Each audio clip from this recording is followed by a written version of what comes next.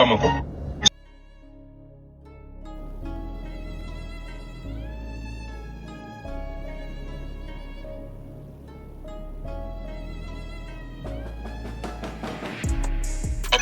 Ak njëriñ gi mu amoon ci suñu économie ñetti milliards dong lañ ne woon moom la ñu soxla pour restructurer affaire bi ñetti milliards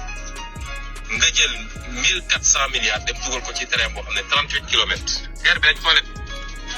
milliards yi ngeen dégg yëpp ñun ñoo koy fay ak suñuy doom ak suñuy sët ba ñu ko lebee ba noppi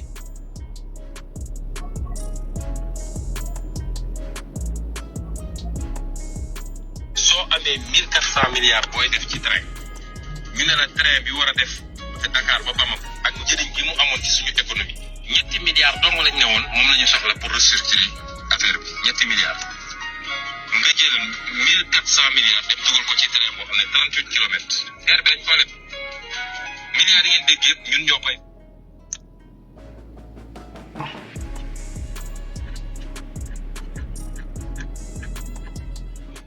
gars yi jéggal leen ma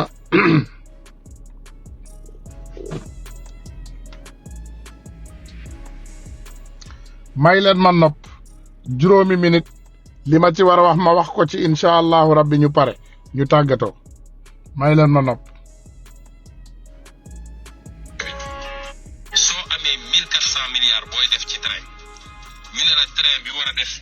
Dakar ba Bamako ak njëriñ gi mu amoon ci suñu économie ñetti milliards dong lañ ne woon moom la ñu soxla pour restructurer affaire bi ñetti milliards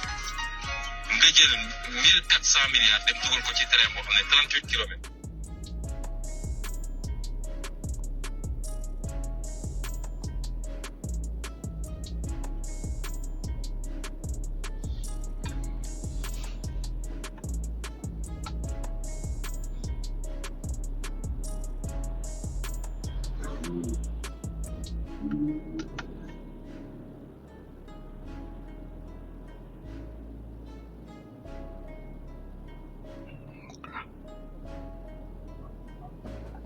soo amee 1400 milliards booy def ci train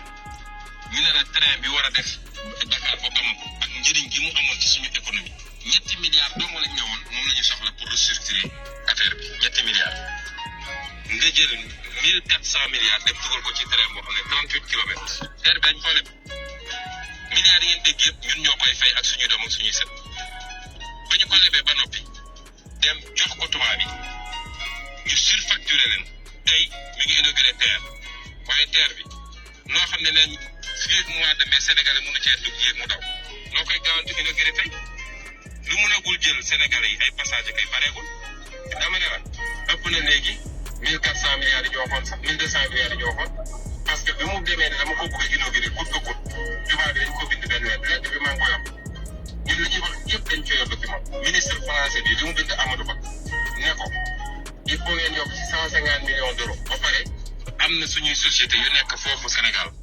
dañoo defoon fraude fiscale dañoo waroon fay lempo fay ñu ba ñu jàppaleen dañu bëgg ngeen effacer loolu baal leen lettre boobu ñu ngi ko yor defe naa tey rek am na benn site internet bu ko publier donc ñoom tappale ak njuuj njaaj ak wax askan wi dul dëgg lañ fi nekkee.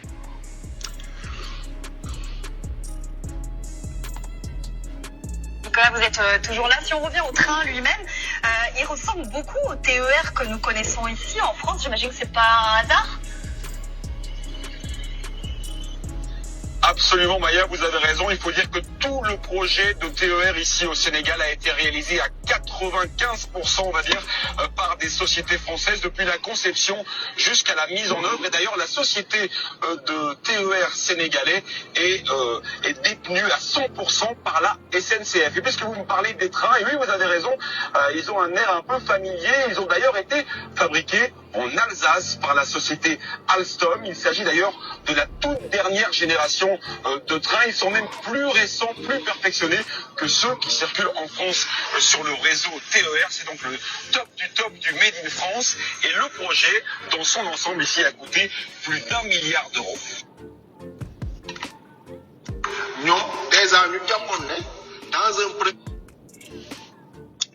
gars yi maa ngi leen di ziyaare bu baax a baax a baax a baax di leen jox seen wàccuwaay li ñu doon wax barki Dembo Njaay rek moo réalisé wu waat te demaguñu fenn nag mooy liñ leen di wax toujours li ñu doon réaliser liñ leen fi doon wax barki Dembo Njaay moom moo réaliser waat te demaguñu fenn lu ñu tuddee train express régional muy TER te société boobu tuddoon Alstom mu nekk France mu nekkoon ñun ñëpp ñu ko fi doon wax ay temps mu doon société boo xam ne dafa doon waaj a dem fayit ci ñu bari ci yéen ñi xam fayit mooy société mënatul demal boppam di waaj a tëj ba ay doomu aadama yi fay liggéeyee ñàkk seen liggéey léegi li xew ci loolu scandale du siècle la Sénégal am na presque nañu ne 2 millions ngi gone yu liggéeyul waaye France 400 nit ñoo ñàkk seen liggéey ci benn société bu doon waaj a dem fayit mu jaral Macky Sall mu jël 1400 milliards jox leen ko pour société boobu gu continuer mën a embaucher waat ay liggéeyukaayam continuer fabriquer pendant ce temps Sénégal njaay am na 2 millions gone yu liggéeyu loolu intéressé wul Macky Sall ñu ngi dugg ci gaal di faatu ci gaal yeeg fu ne adduna bi yëpp di ko gis di ko dégg xam nga mbir mi léegi romb na ay dégg naa ne lii xewoon na ndax dafa am lu tudd réseaux sociaux bu benn doomu aadama faatoo sax ndeysaan dañ koy génnee ci réseau bi adduna bi yëpp teg ci bët même société boobu di Alstom dafa am société boo xam ne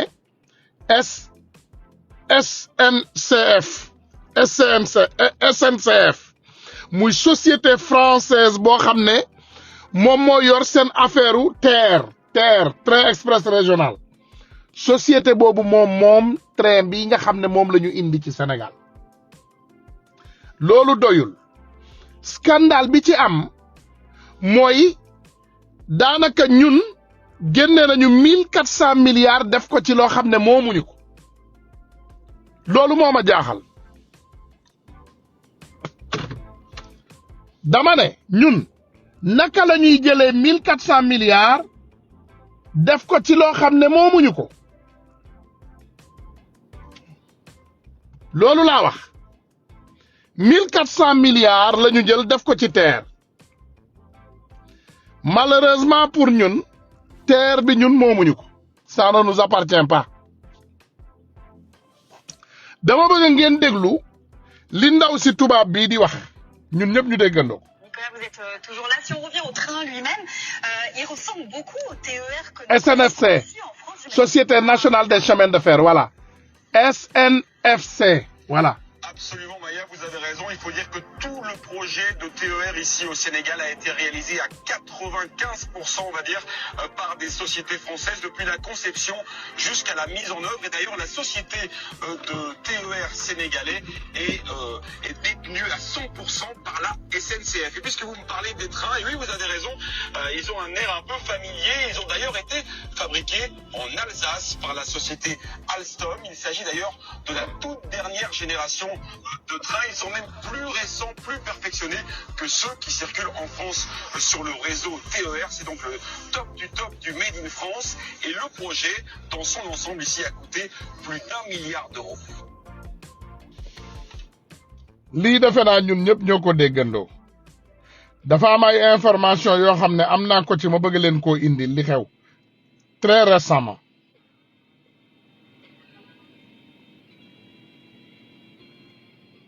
voilà nee nañu le journal français avertit que les Sénégalais Macky Sall est en train de négocier un contrat du TER dans des conditions très défavorables au Sénégal. Macky est prêt à ruiner les intérêts du Sénégal aux multinationales françaises pour obtenir de la France un soutien de sa 3e candidature. Voilà. Macky Sall jaral na ko mu joxe lépp luy koom-koomu Sénégal pour lan pour rek mu am intérêt pour am 3e candidature am na beneen affaire bu ci gën a grave Macky Sall nee nañu ka nga xam ne moom la waroon recevoir ci mbirum terre bi muy un membre de la SNCF amul woon sax rendez-vous ak président de la République ambassadeur France moo organisé à la dernière minute moom moo jël téléphone am woo Macky Sall ne ko recevoiral diw Macky Sall recevoir pour ñu mën a effectuer mbirum contrat bu nubuleux boobu nga xam ne mooy comme ni ko Ousmane Sonko di waxee toujours pour France yëkkati tànkam ci suñu baat parce que nee na lenn la am mu ne son des vidéos est faible ouais je sais donc dama am benn difficulté je ne sais pas pourquoi select audio source xaw ma lan moo ma kii xaw ma sama ñaari téléphone yi ban moo ci connecté ak Bluetooth bi moo tax mu may jox difficulté toujours voilà defe naa bii la je vais voir voilà léegi xaaral ma xool ndax audio yi dina ñëw sur le truc baal leen ma essayé waat ko xool parce que j'ai essayé tout à l'heure et ça m'a donné des difficultés voilà xaaral ma indil leen ko ñu xool ndax dina ñëwaat dans les normes. soo amee 1400 milliards. non ça vient toujours pas. ñu ne la train bi war a def Dakar ba Bamako. ah ça vient pas ci suñu économie. ça vient toujours pas. moom la ñu soxla pour restructurer. dama nandagul mbir mi ni muy doxee ci oto bi quoi ça me donne toujours des difficultés. dugal ko ci train boo xam ne 38 kilomètres. air bi dañ ko leb. milliards yi voilà dégg yëpp ñun ñoo koy fay ak suñuy doom ak suñuy sët. ba ñu ko lebee ba noppi dem jox ko tubaab yi ñu surfacturé leen tey dama ne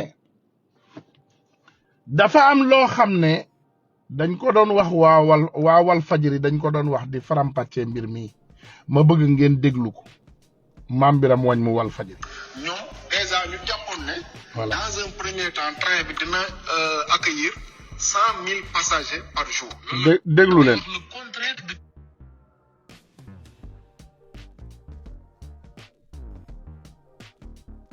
pour ñu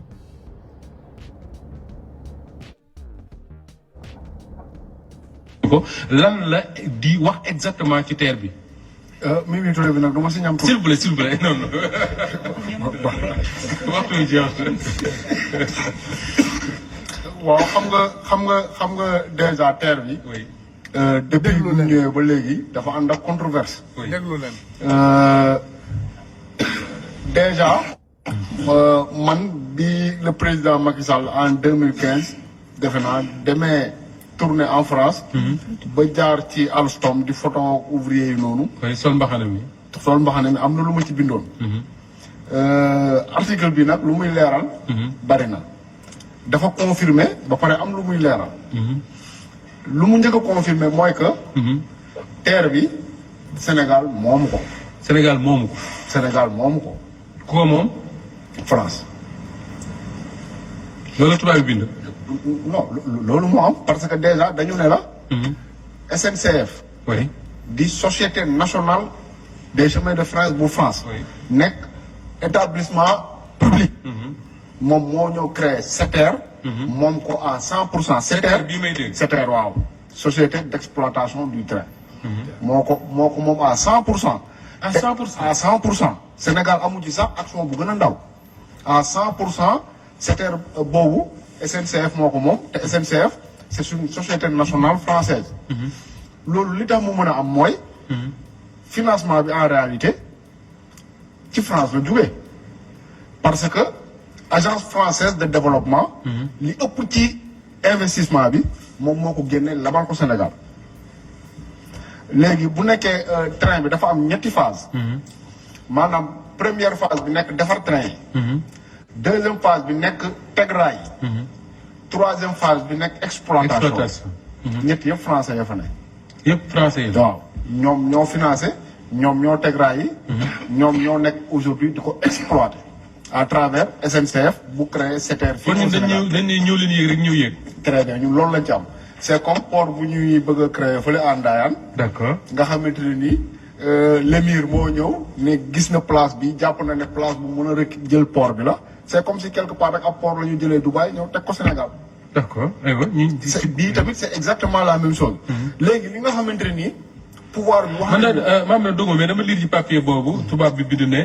terre bi mooy le premier terre africain de la SNCF. donc dañ ci dégg ne SNCF moo ko moom. ñu indi ko Afrique. c'est que projet bi déjà si ñoom la jógee. maanaam waa SNCF ñoom ñoo toog ñu ne. oui boobu defe naa Elisabeth Bonne mi nekk premier ministre moo ko jiite woon. non boobu moo jiite woon. moo jiite woon waaw moo nga si woon. très bien mais ñoom maanaam bu ñu la nee Sénégal dafa am projet comme ni ko président Macky Sall définiré. le plus grand projet du Sénégal depuis les indépendances ak yooyu. da ngay yaakaar ne moom dafa toog. ak ay collaborateurs am ñu xalaat ne kat Sénégal bi soxla na ab terre. nañ leen dajale ay moyens pour defar ko fi ndax population yi. demeewul noonu waa SNCF ñoom ñoo toog ñu ne. fi mu ne nii puisque ñoom ñu ngi France foofu la ñuy déployer seen activité dañu bëgg comment dire créer SNCF international maanaam délocaliser seen activité. indi ko fii en Afrique léegi loolu tombé woon. ak Alstom bi nga xamante ni moom mooy defar usines yi. nekkoon en difficulté. très bien ba près de 400 travailleurs ñu ne dañu nekkoon arrêt de travail. parce que kenn commandeetul woon train usine ba dafa amoon ay jafe-jafe. ci contexte boobu le président Macky Sall demee en France. ñu gëmloo ko ne mën nañ la faciliter installation projet bu mel ni TER au Sénégal moom mu jàpp ne xëy na. installé nañ ko TER dina am lu mu campagne comme bilan. loolu moo ci lii mooy photo Alstom boobu ngeen gisoon en 2015 ñun ñëpp bi ñuy yuuxu scandale un président qui publicité pour une société française photo baa ngi nii bii mooy photo bi ngeen gisoon muy Alstom muy cette société française bi ngeen xam ne moom moo nax Macky Sall jël ci moom presque 1400 milliards te moom amu ci sax nee nañu benn intérêt déglu leen ma de ñun naka la ñu war a mën a nekkee ci ab réew moo xam ne ka ko jiite Samba Boy la amul benn xam-xam ngeen yaakaar ne kooku mën nañoo développer le Sénégal saa bu Macky Sall tegee benn scandale ci suba balaa ngoon scandale bi éclaté naka nga mën a comprendre un président qui ne koo xam ne promouvoirul réewam waaye réewu jàmbur lay promouvoir ngeen ne kooku dafa bëgg ab réewam dama ne naka ngeen mën a gëmee ne un président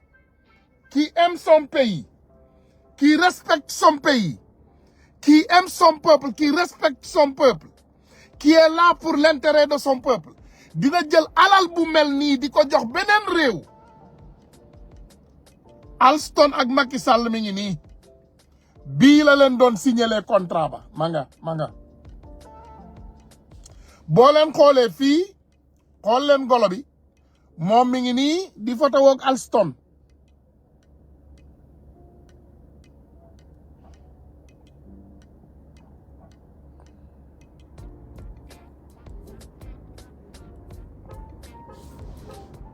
xam nga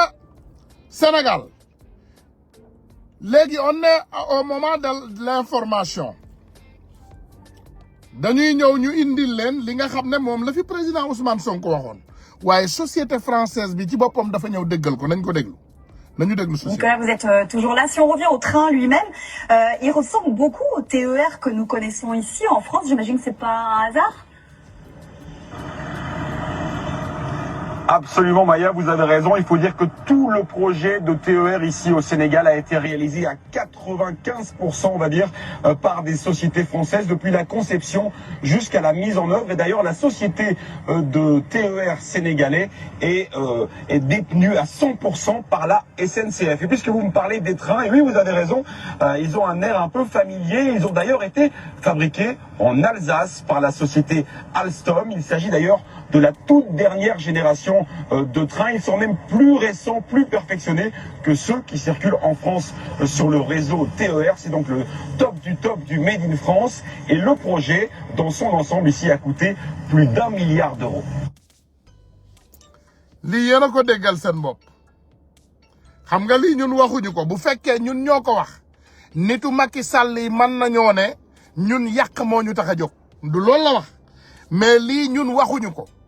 tubaab ya nga xam ne moom la jëflanteel ci boppam ñoom ñoo ñëw jël wax bii wax ñu ko ñu dégg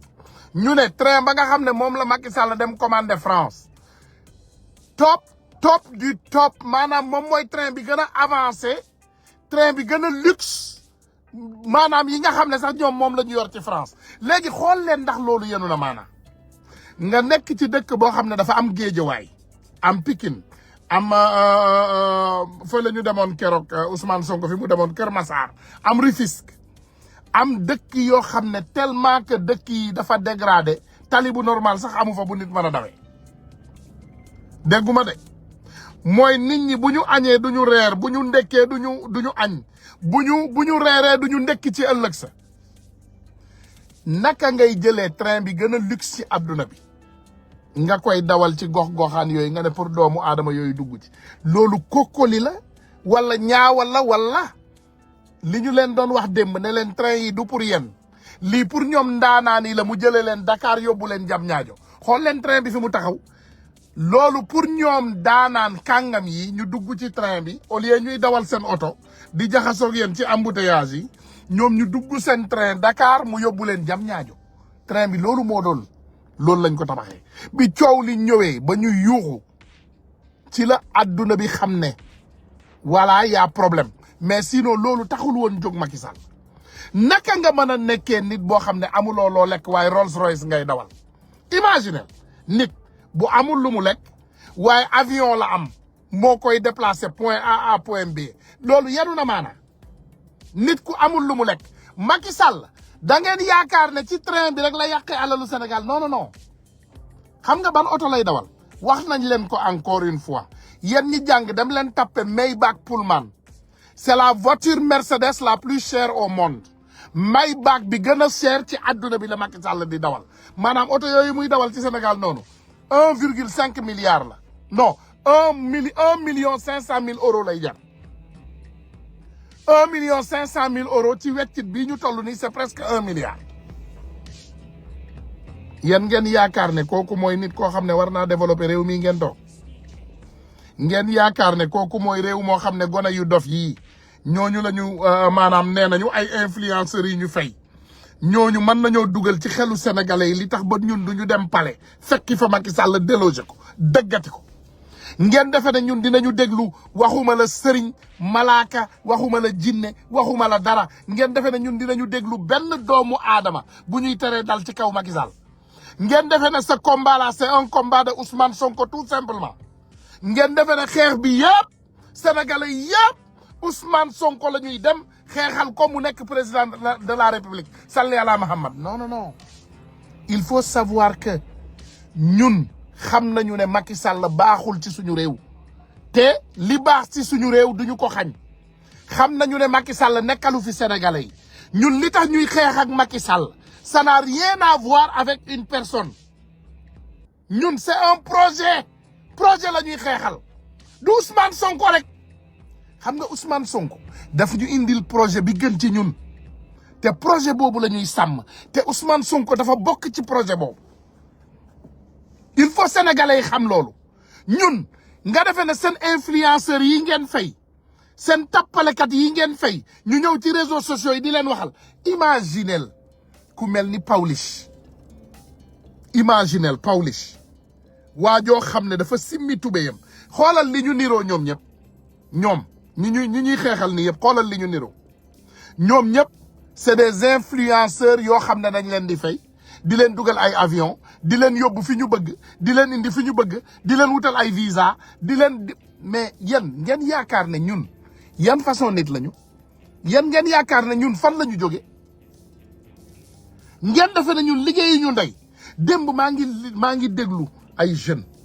oh quand j'ai écouté ces jeunes là ma ne nag ñun li ñuy ñaan yàlla defal ñu ni ko mi ngi nii Macky Sall la ngi nii ak gars yi waa Elston mi ngi nii dem jëndi train bi gën a cher ci àdduna bi mi ngi nii pendant ce temps waa réewam lekkuñu mi ngi nii voici on ne mange pas chez nous ñun du bu ñu ndekkee duñu añ bu ñu añee duñu reer Macky Sall ne ñun waratuñu wax ci Sénégal maanaam ku wax mu jàpp la tëj ku wax Macky Sall jàpp la faagaagal dama bëgg ma déglul leen ndeysaan ay jeunes yu conscient dama déglu benn vidéo ay jeunes sénégalais yu conscient ma ne ah ndeysaan le projet a réussi xam nga Ousmane Sonko mas na leen wax lii nee na leen projet bi bu yemoon fii sax neex waaye déedéet ñun bëgguñu loolu ñun dañu bëgg mu yegg dama leen di dégluloo ñaari jeunes yii waaw bu baax am na lu waaw si ta dégg nañ sa wax bu baax am na lu ci rafet am na loo xamante ni rafetul xam nga yaa war a wax loo fexe nga wax ba wax loo xamul wax ju bari boo ko yàggee def parfois nga wax man laa mun a taat leen kii wax man la wala du man Ousmane Sonko yurut jàmm ji Ousmane Sonko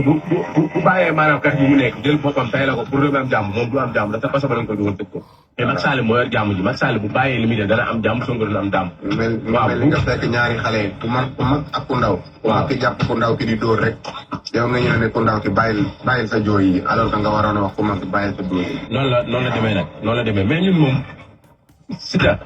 bëri nga mbooloo de mais tey boo njàmboon di bëri ci Ousmane Sonko moom kenn dem mbooloo mi danañ dem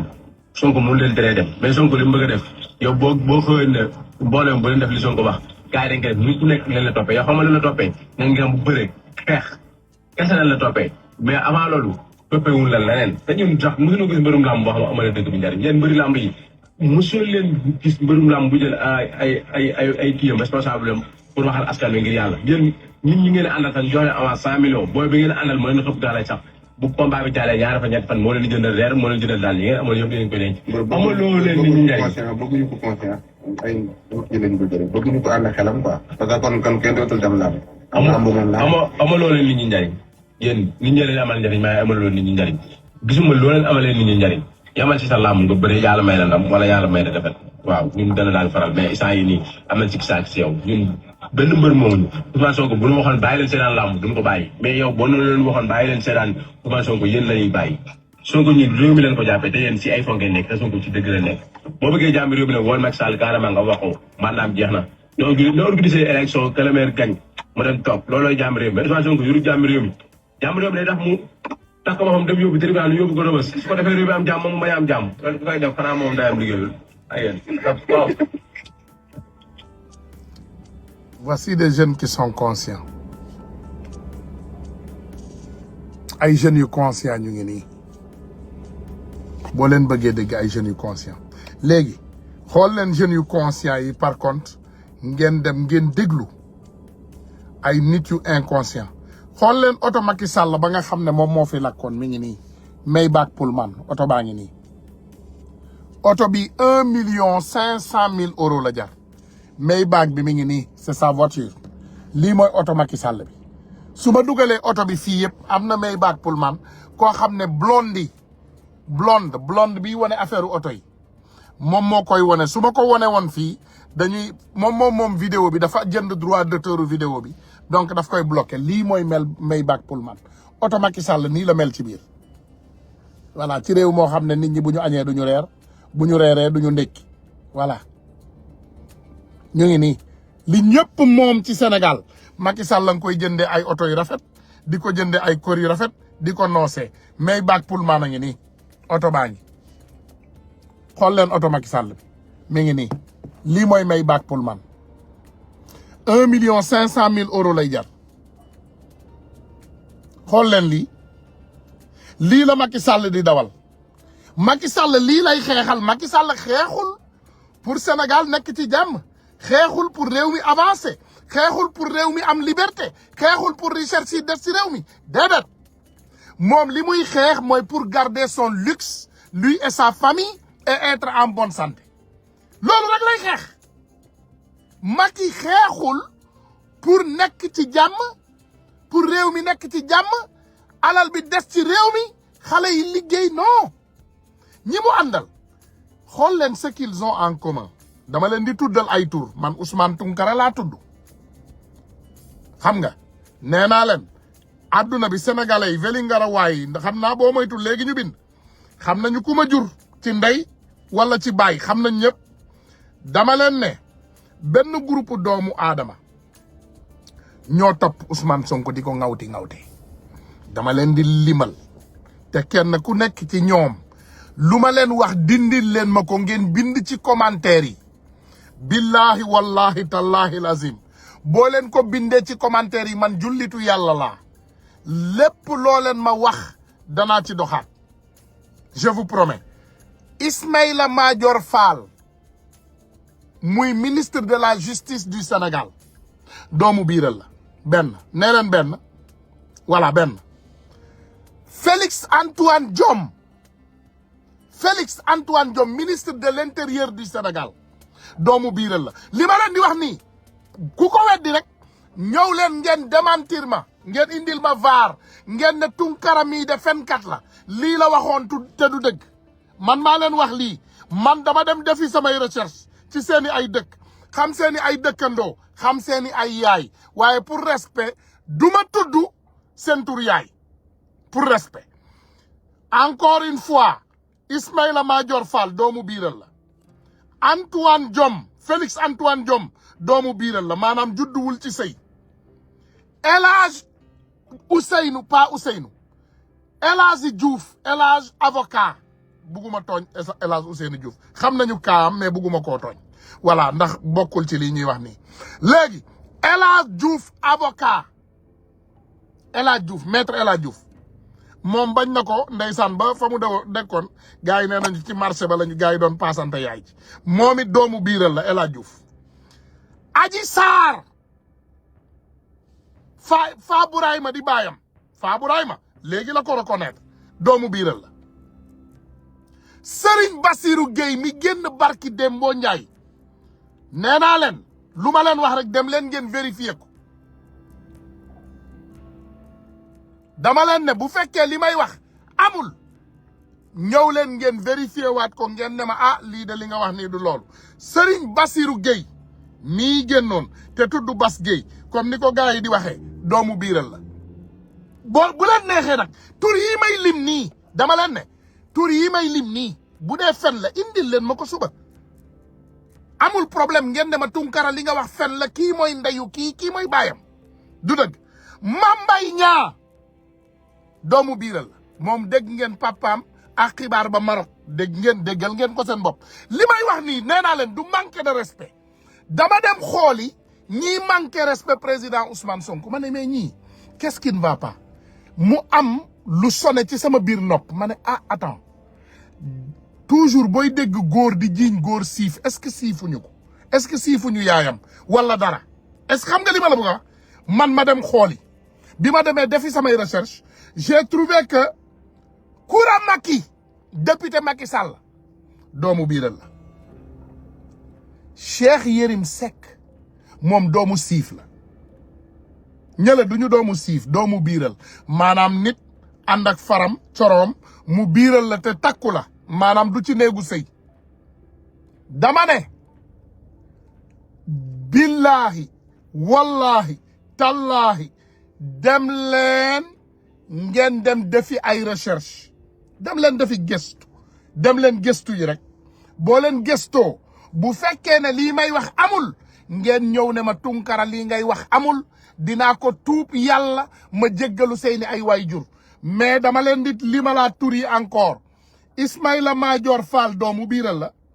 Félix Antoine Diome ministre de l'intérieur écoutez ministre de l'injustice Ismaïla Madior Fall parce que man bi mu demee ba amul valeur dama laaj sama bopp question ma ne pourquoi cet homme n'a pas de valeur te ñu ne universitaire la professeur ma dem xooli ba ma demee laaji ci seen dëkk ñu ne ma doomu biiral la ci laa ne kon lépp jeex na xaalagas xalaas doomaraam la quoi maanaam ci l'islam doomu xaraam léegi Félix Antoine Diome moom bu leen fàtte de Félix Antoine Diome ñëpp xam nañu fu mu dëkk bu leen fàtte ne moom mooy ministre de l'intérieur moom it doomu biiral la El Hadj Diouf avocat parce que nee naa leen El Hadj Diouf dama ko xam ba xam ki mu doon sëyal ba xam famille bi mbokk cousin la ci Souleymane Ndéné Ndiaye jabaru Souleymane Ndéné Ndiaye bi Souleymane Ndéné Ndiaye takkoon moom lay sëyal nii te ay cousin lañ de dafa dem corrompre jabaru cousin am takk ko Maam Jaara la ndaw si tudd Maam Jaara la tudd dama ko xam bu baax jabaram seet bi Maam Jaara la tudd c'était la femme de Souleymane Ndéné Ndiaye moom la El Hadj Diouf di sëyal El Hadj Diouf doomu biiral la Adji Sarr mi yaayu mbilli mi moom ñëpp Faburaama ay baayam Faburaama mi ngi dund doomu biiral la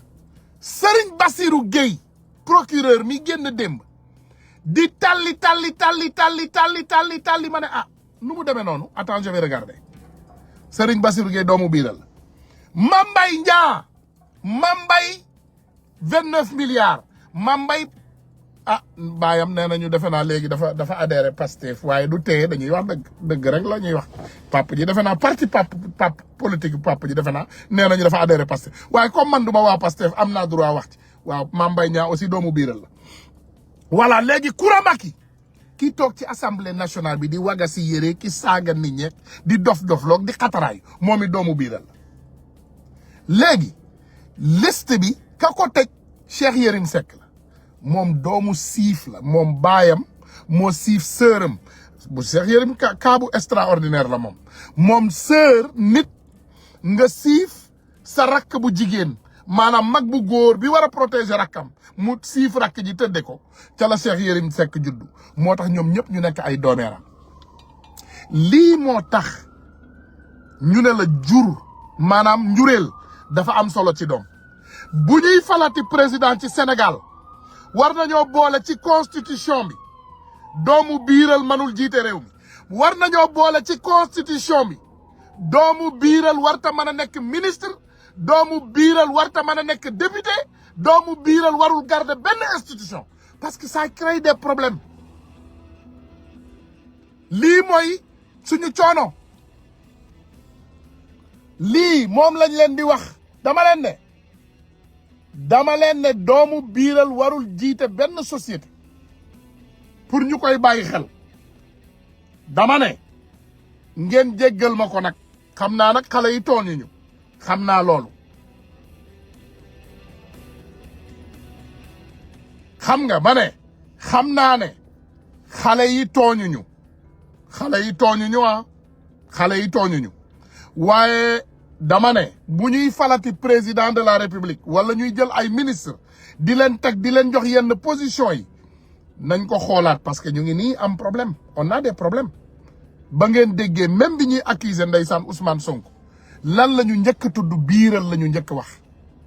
dañu ne Adji Sarr daf ko siif mu biiral ko ñoom ñoo ko wax man waxuma lii c'est pas moi qui a dit ça voilà kii nee na bébé Oumou Gaye nee na di pas ça xam naa ne xale jigéen yi ñu bari dina jawaa Tunkara mi ngi yàq diil yi léegi ñun du ñuy defati bay ànd ak suñuy far di def suñu ay diil de jéggal leen ma buggumaa yegg ci loolu buggumaa yegg ci yenn kàddu yi waaye xam naa ne kuy def daal jëlal say responsabilité waaye ku fi indi ab cuuj boo xam ne mbir mi nekkul lële duñ ko fal pour muy leer rek ku fi indi ab cuuj boo xam ne ci situation dama ne ku fi indiwaat cuuj ak situation xamal ne duñ la mayati dara pour muy leer rek comprendre ngeen ku fi indi cuuj ak situation xamal ne dootuñ la mayati dara en tout cas li nga xam ne moom moo am ba leer ñu ngi ñëw encore sur le cas Macky Sall di wax ne vraiment cette déception que les Sénégalais vivent l'avion de Macky Sall par exemple bateau Macky Sall bateau ma ngi nii xam nga nit ñi ñun Sénégal man dama xamul ndax ñun ñoo amul ambition wala ñun ñoo bëggul lu baax Macky Sall photo bateau mbaa ngi nii voici son bateau voilà lii moo tax mu bëgg a toog ci bopp réew voici sa voiture man indi leen avion bi tamit ndax lépp la am moom am na bateau am na avion am na lépp il a tout voici son avion avion Macky Sall bee nekk nii non Farba Ngom wóoruma xam nga comme ni ma leen ko waxee Maham Diallo wóoruma Farba Ngom wóoruma te donc maa ngi def nag ay enquête ci ñoom li la wóorul vraiment boo ko waxee da ngay bàkkaar moo tax ma ne woon leen sànq li may wax nii daf ma wóor ñi ma leen limal nii yëpp ay doomu biiral lañu ñooñu kenn mënu koo dindi mais bëgguma leen limal loo xam ne wóoruma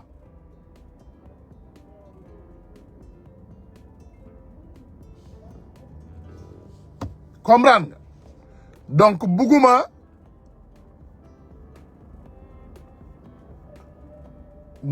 indi loo xam ne wóoruma lu ma wóorul duma ko wax lu ma wóorul duma ko wax te yéen xam ngeen ma man am naa fit bu tolloog su ma dara wóorul rek duma ko wax mais lu ma wóor dama koy wax voilà léegi ma ñëw ci avion Macky Sall bi mi ngi nii avion bee nekk nii yéen a ngi koy gis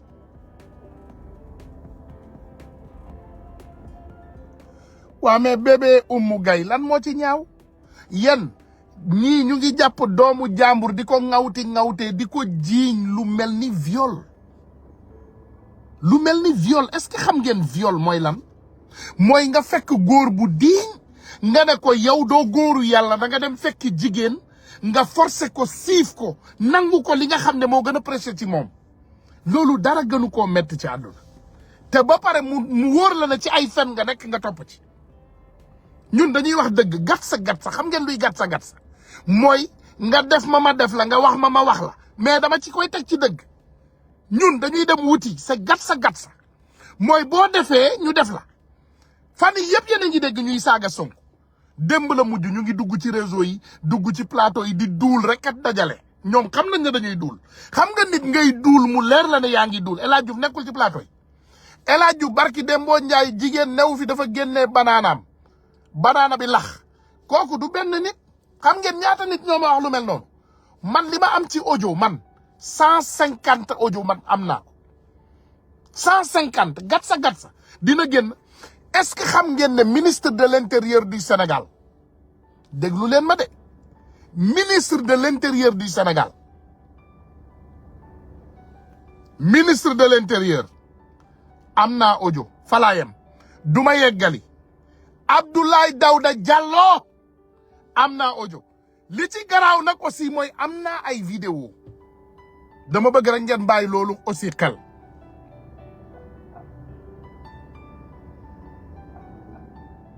dama ne bàyyi leen xel man est-ce que saaga naa fi saagawuma fi dama ne diw doomu biiral la bu fekkee du doomu biiral nañ ko leeral man maa leen wax ne ñii ma tudd c'est ma responsabilité ay doomu biiral lañu bu dee duñu doomu biiral ngeen indi firnde ndax ci alquran ci boppam dafa ne doom bu juddu ci doom bu dul juddu bu baax dañu ne lan la xaraam doomu xaraam ñun wolof rek ñoo ko ñaawal ñu ne doomaraam mais doomu xaraam la doom boo xam ne lewul maanaam ba nga koy kii demuloo def alxayri donc loolu du ay wax mais dama leen ne Abdoulaye Daouda Diallo am naa lu ma am ci moom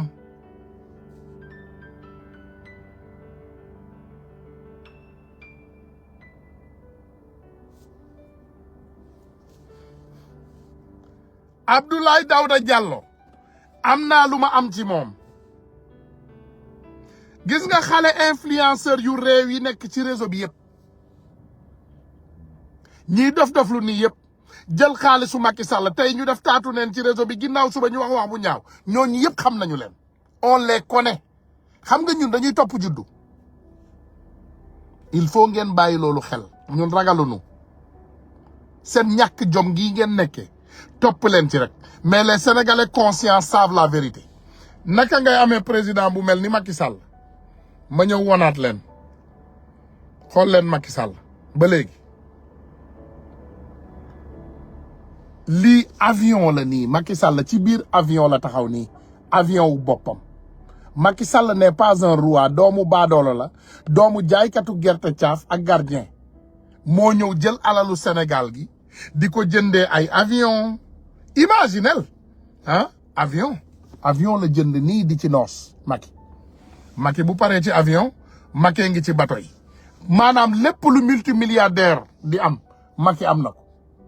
mais wax leen ma Macky fan la doonee multimilliardaire mi ngi ni regardez ça c'est le bateau de Macky man li may wax ni yëpp du deñ lii oto Macky la Maybach Pullman mi ngi ni ku ko mën a dindi na nga ko dindi mi ngi ni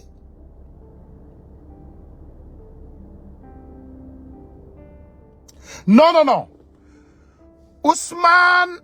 Ousmane Naan non le doomu biiral ne l'a pas choisi est-ce que le Coran a dit que si le doomu biiral ne l'a pas choisi il faut pas l'appeler doomu biiral le Coran n'a pas choisi ça le Coran a dit que si tu n'es pas né normal on te dit que tu n'es pas né normal cela ne peut pas dire que je l'ai insulté man waxuma ko ndax ñun xale yu góor yi ñu bari def nañu ay orge ci seen àddina y en a beaucoup les garçons ils ont fait beaucoup d'orge mais moi je suis allé voir ce qu'ils ont en commun et j'ai trouvé que ce qu'ils ont en commun eux tous les mamans ont été enceintes. Est-ce que j'ai dit que les mamans c'est des buveurs de vin? Est-ce que j'ai dit que les mamans c'est des voleurs? Non. Bu fekkee garaawul donc qu'est-ce qui est la gravité pour que je dise que c'est des doomu biiral? Il n'y a pas de gravité. Voilà. Mais c'est des doomu biiral. C'est ça la vérité. Voilà. Nous, quand on dit la vérité, on dit la vérité. Voici Macky et sa reine dans l'avion présidentiel. Soxna si tu mens dafa yomb lool indil ma baayu seen baay danga may indil ñi ma la limal tu m'écris les noms et tu me dis que kii mooy baayam moo sëy ak yaayam nangam voilà non c'est très facile pour venir aussi dire que tu mens Tounkara dama lay bloqué de boo fi duggaatee nga waxi reewande je te bloque voilà mu ne arrête tout ça c'est pour le Sénégal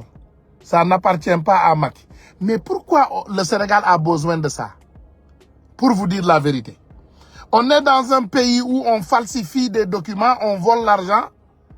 et on le donne à des personnes et ils s'achètent des avions. Vous me dites que tout ça c'est pour le Sénégal. C'est pas pour le Sénégal. C'est pourquoi Macky ne veut pas quitter le pouvoir.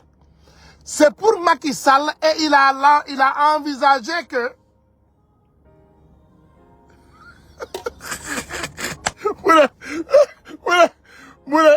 ta maman était une chanteuse et que tu connais Samba Abidjan. Dédé. Moi, ma maman est une descendante du roi Madiba Niaré. Moi, ma maman est de Niaré là. Et vraiment, elle est une descendante du roi Madiba Niaré. Et le papa aussi est un cultivateur. Voilà. Il y a pas de fête. Que doule. Nénalen, douma accepter sauce. Pourquoi mentir aussi? Voilà, mère Boubès. Non, mère Boubès, nous, on ne ment pas. Tout ce qu'on dit, c'est à confirmer. Je vous dis que vous pouvez le confirmer. Donc, comme toi, tu n'as pas d'argument, donc on va vous bloquer. Tous ceux qui n'ont pas d'argument, on vous bloque. Si vous avez les arguments, amenez les arguments. Dites-moi que Tounkara, ça c'est pas vrai, ça c'est vrai, ça c'est pas vrai, ça c'est vrai, ça c'est pas vrai, ça c'est vrai. Aujourd'hui, je vais vous donner un petit proverbe noir qui dit ceci. damay ñëw ma tegal leen proverbe bi après ma faram-pàcceel leen xam nga ñun doomu nit ku ñuul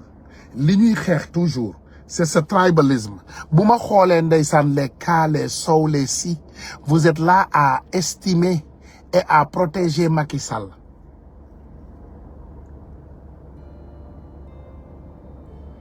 Pourquoi?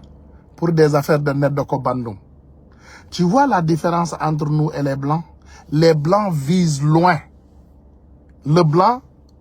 lui, il vise loin.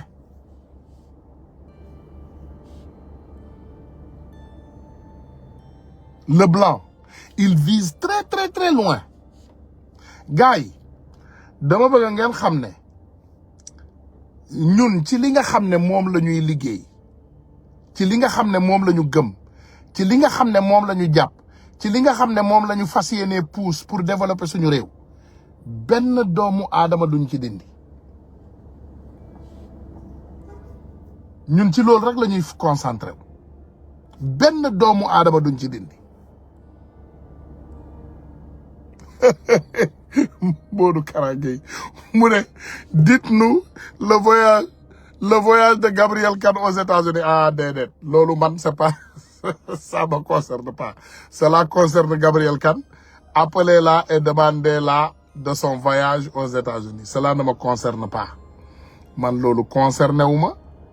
du sama affaire du sama yoon voilà Gabriel Kane moo dagg billet ñëw États-Unis laaj leen ko moom il faut aller la demander ça cela ne m'intéresse pas cela ne me regarde point voilà léegi dafa am benn proverbe boo xam ne moom laa leen bëgg a indil te c'est important wala laataa ma leen di indil proverbe bi non après dinaa ñëw ci jaay doole ci après-midi bi ndax li yëg ngeen li xew ci fële ci France wala ma def ko rek benn yoon xam naa ma teg ko ci bii rek comme ça boo leen jeexalee côté bële bu boobaa ngeen dem ci bu ko temps bi permettre ma yeggali ko bu ko temps bi permettre incha allahu rabbi je viendrai l'heure suivante pour vous le faire un peu plus tard parce que dama bëgg a limiter guddaayu vidéo yi mais dama bëgg a indil leen li nga xam ne moom la Macky Sall jéem te ñu daaneel ko Assemblée nationale bu France dama leen bëgg a indil vidéo bi ngeen jéggal ma tuuti rek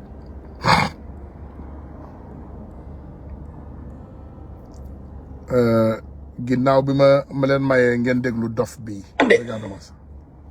yow Abdou Ba Sonko doo ma bàyyi ngir yàlla bàyyi leen woote arrêtez woote voilà merci arrêtez les appels mais li amoon doon amaat de li lay doon tas osan yeeg di bëri doon amaat de Macky Sall inna ñi dee woon sax Macky Sall def nañu ay semis ñëpp la Macky Sall def semis ak militaire policier sama néegu yaay day am semis ci boobu sama yaay du génnati yow sa néegu yaay day am semis du génnati li xale yi naan barki alxuraan xale bu ci muus te Macky ku ci jàpp ni ngiru dund ngay tëdd nañu xam ni état kenn du xeex ak moom état du lu ndaw état bu ne ñëpp tëddi état Macky Sall waxoon bu kenn añ tey kenn du añ parce que nag moom la suñu borom jiital nit bu la yàlla jiitee da ngay xam ne kii mais man nu may nekkee homme de voix di wax di xeex Macky Sall bu loo may xeex Macky Sall man may wax Macky Sall lu ñaaw bu soobee tëj ma sama yaay day jooy ku ma indi lañ lu sa yaay mooy tag bu dee yaay ju màggee nag yaay ju gumba fu mu jëm taxi ci moto yeeg ci super rek ñu lay bëma xak des fois nga gi gëdd ko super góor jàpp la riisu sa yaay ba sa yaay xol bi tàng te doo xam yaa ko tee sa yaay des fois nit nekk prison sa yaay nekk ci torof yoo xam ne amoo dépasse seen kër yaa fay taaw nekk fi di xeex ak état dañoo tiit gis nga dañu tiitee dañoo tiit Macky Sall tiit Macky Sall a engagé tout dañoo tiit est-ce que gis ngeen ñun ni ñuy reetaane ak ni ñu happy pare pour ñëf Macky Sall ñoom dañoo tiit nelawati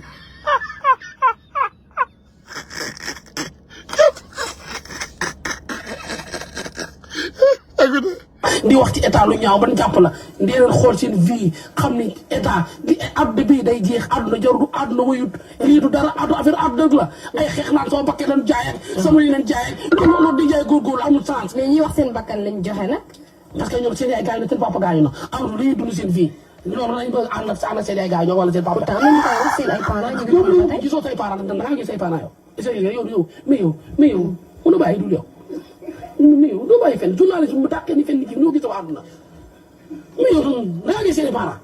gisoo seen i parents fenn ku ñu wax loolu gisoo seen i parents même nit ñi intelligent xeexuma sama famille kenn du xeex sama famille nag ku ci xeex ba génn àdduna yaa ngi ko nit ñi dëkk bi naan di xeex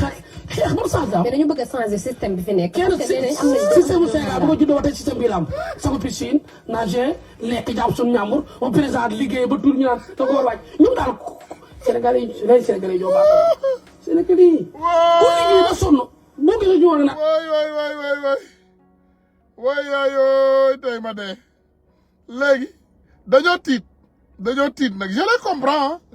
ils ont peur oui gars yi dama leen di indil bi ngeen déglu leen. Monsieur le ministre de la Justice, le 24 août 2022 Sénégal dafa signé benn convention bu tudd convention d'entraide judiciaire et d'extradition bu nekkoon ci bureau assemblée nationale France. Convention bi mi ngi indi ay échange on sait que les conventions existent depuis 74 avec la France mais bii lu ci xaw a doy waar mooy dañ ci gis loo xam ne dalul suñu xel leen loo xam ne dañu jàpp ne c'est des en tout cas c'est des mesures yoo xam ne yu liberticide parce que dem nañu ba ni ci biir convention bi Sénégalais yi nga xam ne dañu nekk diaspora ñi nga xam ne dañu am une voix discordante ñi nga xam ne surtout dañu nekk ci réseaux sociaux yi cette convention mën na permettre que ñuy intercepter seen appel téléphonique et loolu c'est illégal convention yi noonu dina tax ba aussi ñu mën a dem di fouiller dans leur compte en banque et cetera donc loolu rek pour vous rassurer xam naa ne ñun jël nañ ci ay mesures en tout cas avec nos collègues députés de la NUPES pour non seulement def en sorte que convention noonu ba ñu bañ ko promulguer am na beneen affaire boo xam ne buñ ci dolli mooy y a des amendements yoo xam ne apporté nañ ko pour que délinquants yi nga xam ne ñoo nekk Afrique tant sur le plan économique fiscal et cetera que ñooñu aussi loi bi mën a dal seen kaw et je pense que loolu noonu même bu ñëwee ci assemblée nationale bi on aura le temps d'en discuter et je pense que ñi nekk ci régime bi ren loolu waru leen mën a arranger parce que régime bi léegi mu jeex. léegi déglu leen député France yi kooku suñu député la Aliou Sow. Aliou Sall assemblée nationale. Merci Monsieur le Président. Merci Monsieur le rapporteur, chers collègues. Alors il faut évidemment d'abord rappeler la relation spécifique qui unit le Sénégal à la France. C'est une relation complexe puisqu'il s'agit de la plus ancienne colonie africaine de la France. Plus de 60 ans après son indépendance, on assiste aujourd'hui à la montée d'un sentiment anti-français aussi dans toute une frange de la population aussi au Sénégal. Il faut donc se traiter ce dossier avec la hauteur de vue nécessaire, considérant notre histoire commune, en faisant preuve d'humilité et de respect. Les termes du premier accord concernant l'entraide judiciaire ne semblent pas poser de problème particulier. Il s'agit là d'un texte qui permettra de lutter plus efficacement contre le trafic de drogue et le terrorisme. Il existe en effet de nombreux accords identiques, vous l'avez rappelé monsieur le rapporteur, et si cela peut permettre de faciliter la conduite d'enquête judiciaire, tant mieux. Le second accord doit à notre sens être regardé de plus près. Qu'il s'agisse de l'exercice d'une peine ou de poursuite pénale, le projet de convention stipule que si les infractions reprochées sont de nature militaire ou politique, il existe un droit obligatoire de refuser l'extradition. Mais quel est le périmètre exact d'une infraction politique dans un pays où le pouvoir exerce un contrôle de plus en plus autoritaire sur ses citoyens? En effet, Macky Sall, président de la République, semble peu enclin à laisser son siège lors des élections de 2024. La constitution sénégalaise limite pourtant le nombre de mandats consécutifs à 2. La stabilité de ce pays, souvent présentée à l'extérieur comme un modèle de démocratie dans la région, est ainsi mise à l'épreuve. Alors qu'une opposition se forme, ses responsables ont presque tous eu affaire à la justice au cours des dernières années. Lors des manifestations, le gouvernement n'a pas hésité à utiliser les blindés contre la foule. Le ministre de l'Intérieur, traitant les manifestants de terroristes, a suspendu d'ailleurs 2 chaînes de télévision pour avoir diffusé des vidéos de manifestations et a coupé Internet à plusieurs reprises. Enfin, la dizaine de morts et les centaines d'arrestations témoignent de la violence de la répression. Certains leaders politiques ont d'ailleurs été arrêtés durant la manifestation du 17 juin à Dakar. C'est le cas de Diarra Fam et de Déthié Fall, député, et d'Ahmed Aïdara, maire. Ce dernier a été jugé pour participation à un attroupement non armé. Ont été requis une peine d'1 mois de prison avec sursis et une amende de 50 000 francs CFA. Nous sommes actuellement dans l'attente du verdict. Ces dérives m'inquiètent profondément pour la suite. La voix de la France n'est pas neutre. Nous sommes le premier partenaire commercial du Sénégal et l'AFD est l'un des premiers bailleurs du pays, avec un engagement total d'1,4 milliard d'euros. Notre rôle n'est certes pas de se mêler des affaires de politique intérieure du pays. Cependant, la France doit rester garante des principes démocratiques. Gars yi jàggal leen ma 1 minute. Hello.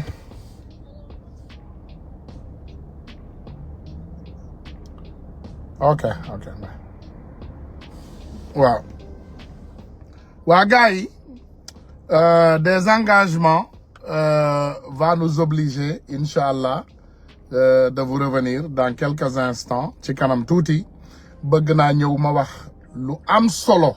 dégluwaat leen ma de bu Tunkara taalaatee rek ñëwaat leen.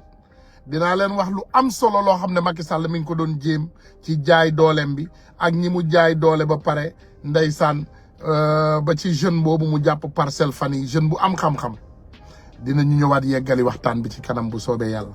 donc il va falloir rek incha allah ñu tàggatoo ba ci kanam wa asalaamualeykum wa rahmatullah wa barakaatuhu. maa ngi ñëwaat nag ci kanam tuuti bu leen sori fii ak peut-être ay 1 heure de temps 2 heures de temps ça dépend de mes engagements dafa am lu may liggéey tuuti rek xam nga comme gars yi tout bés bu ne ñu xas ñu ci liggéey moom léegi taay yi dama gën a sax sama liggéeykat yi daanaka dañu sax xaw a ne waaw léegi ñoom seen heure yi bareetul comme ni mu daan baree ndax léegi man ci sama bopp may ñëw def liggéey bi li ci ëpp temps yële moom dama daan farankulaay rek jaaxaan ci lal bi di raay sama biir waaye léegi il faut man ci sama bopp may dem ci terrain bi di liggéey ak gars yi donc loolu moo waral incha allah dinaa ñëwaat tuuti ci kanam incha allah tuuti rek bu soobee yàlla wa salaamualeykum wa rahmatullah wa barakaatu.